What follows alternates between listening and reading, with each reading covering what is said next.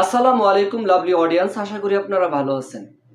আহ, Bangladesh ODI ranking অনেকটা দূরে এবং বাংলাদেশ টি-20 বিশ্বকাপ খেলে নাই এবং বাংলাদেশের স্টান্স ক্লিয়ার ছিল। ডেফিনেটলি বাংলাদেশ ক্রিকেটাররা এখন মুখিয়ে রয়েছে বাংলাদেশ যেন অন্ততপক্ষে ওডিআই র্যাঙ্কিং এগিয়ে নিয়ে আগামী 2027 বিশ্বকাপটা অন্ততপক্ষে সেইখানটা সশরীরে উপস্থিত থাকা চাই বাংলাদেশ ক্রিকেট।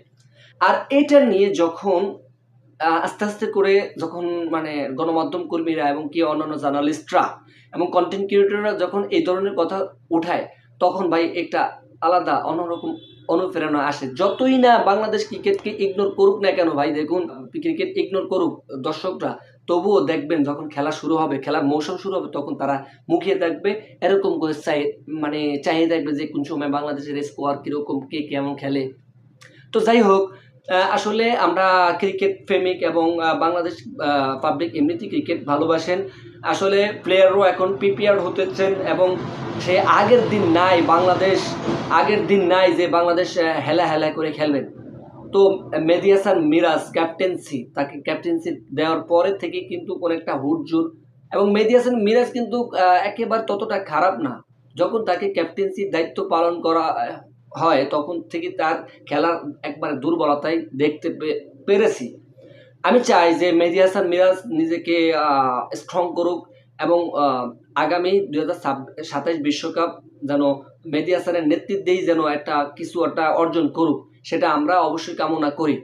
আর আমাদের প্লেয়াররা যেন অতীব দ্রুত ট্রেনিং দেন এবং কি তাদের ফিজিক্যালি এবং মেন্টালিটি যাতে ভালো একটা স্ট্যান্স থাকে, আমাদের ফোকাস করতে হবে।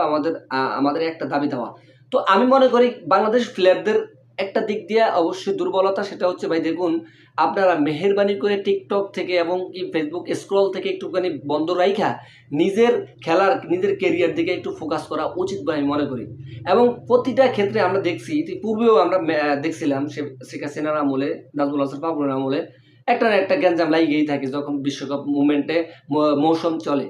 আমি মনে করি এই ধরনের এগুলা আসলে বাংলাদেশের জন্য কলঙ্ক হয়ে দাঁড়ায়। সুতরাং বাংলাদেশের জন্য শুভকামনা থাকবে। আর বাংলাদেশের জান, বাংলাদেশের প্রাণ, বাংলাদেশের নবাব সাকিব আল হাসান, তিনি যেন সশরীরে 2027 বিশ্বকাপটা যেন সশরীরে থাকেন এবং প্রতিটা সিরিজে যেন থাকে। এবং কি বাংলাদেশের খেলা কিন্তু সেই পাকিস্তানের এগেনস্টে আমি ইতিপূর্বে কয়েকটা কন্টেন্টে বলছিলাম, এখন কি ধারাবাহিকভাবে খেলা থাকবে, প্রতিটা জায়গাতে বাংলাদেশের খেলা থাকবেই এবং বাংলাদেশের অধিকাংশ খেলা।